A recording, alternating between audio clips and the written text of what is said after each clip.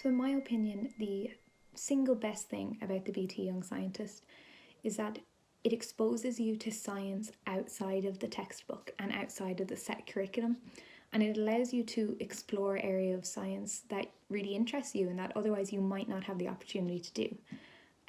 For example, for me personally, when I was 15, I had very little knowledge of microbiology until I started working on a project. And then since then, I've absolutely fallen in love with microbiology, and that's what I did my degree in. So, without doubt, the BT Young Scientist enabled that and inspired that.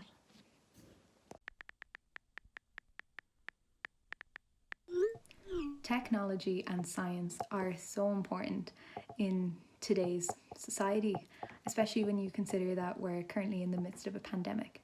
In my opinion, it will be science and technology that gets us to the other side of this. We need biology and scientists to find a vaccine, to find treatments. And I guess what makes me really optimistic is that I consider right now to be the age of biology.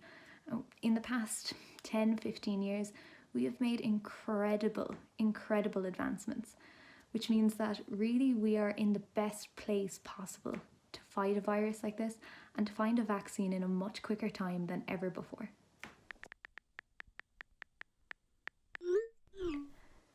So my top tips for staying occupied during COVID-19 is, first of all, to get out of bed early and not to waste your day in bed.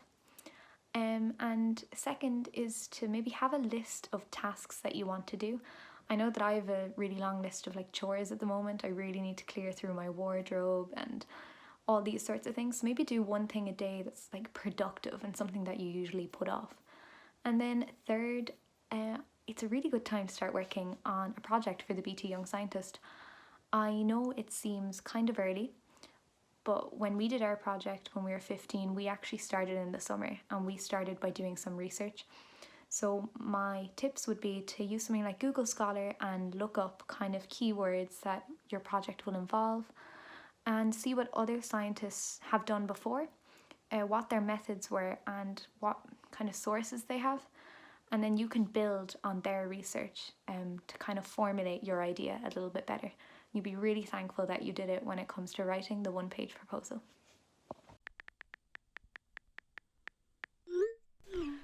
So I haven't really learned that many new skills since Ireland went into lockdown. I was studying for my final exams up until a few days ago. So I guess I learned how to work online like everyone else.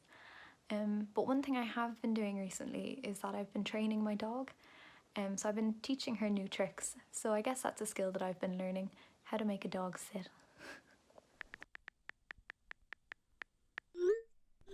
My life has changed so much since the BT Young Scientist, and thanks to the competition.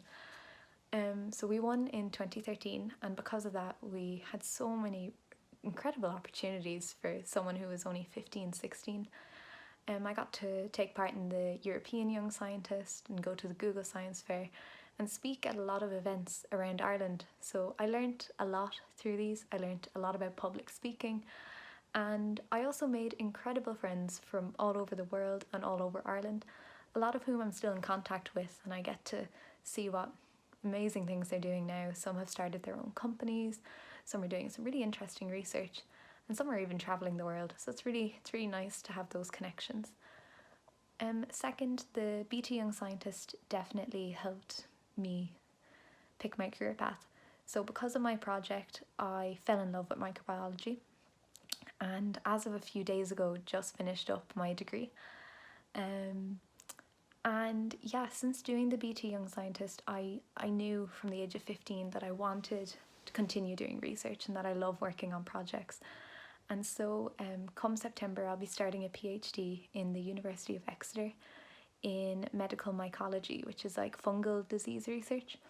And that was completely inspired by the BT Young Scientist.